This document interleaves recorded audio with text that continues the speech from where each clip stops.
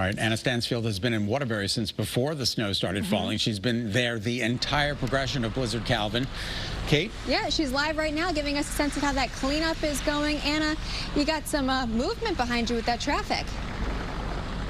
Yeah, the city is alive this morning after a lot of people were hunkered down yesterday, and it's really starting to improve the road conditions. The more and more people that head out here, the roads are just getting better and better. Look, this is West Main Street. This is sort of the middle of the pack as far as the roads go here in Waterbury. A little bit of a layer of slush continuing to break up this morning. When it comes to those side neighborhoods roads and people leave their house, those are going to have a much thicker layer of snow. And then more of the main roads through the city, which this is one of them, they're looking a lot better now as we kind of come over here. This is the green. I want to show you a little bit of the perspective of sidewalks. This is the route of transportation some people are choosing to take here this morning if they don't want to hit the road, don't want to get behind the wheel.